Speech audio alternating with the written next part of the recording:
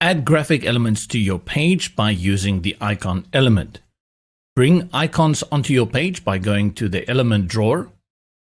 Go to the icon element, click, hold, and drag, and drop it in a suitable place anywhere in the block within your page.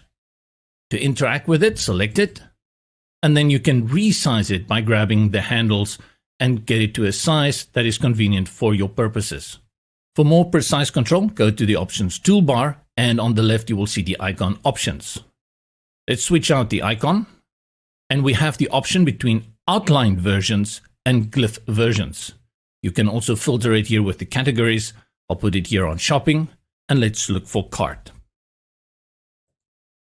Here we have the control for the size with some presets that you can choose from, and then also custom control if you want it larger or even smaller.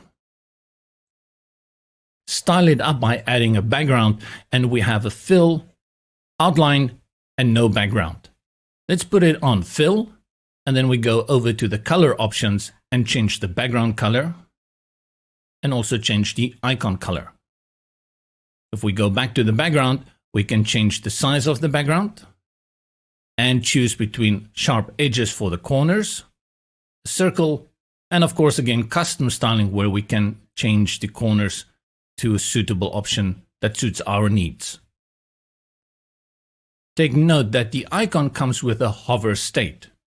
Select, go to the color options, and then activate hover state by selecting this tag here on the left.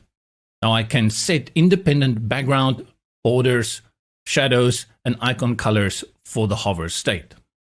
I'll set the icon color and then the background. Now, as you hover over it, it will change to the hover state. To work with an outline version, we go to the icon options and select outline. Now, when you go to colors, you choose your icon color as well as the border. And again, you have hover state options. Duplicate the icon, and it will put it in line next to the other icon. A new setting will appear under the icon options that allows you to add spacing between the icons. Add one more, and to place this anywhere else on the page, simply click, hold, and drag it to the area where you want to place it. When in responsive design for tablets and mobiles, you have a few more options to make it a little bit more visually appealing for these devices. I will select the icon, and then from the settings in the options toolbar, you will see we can change the size as well as the background size. This allows us to style it for something a little bit more suitable that will be better displayed on these devices.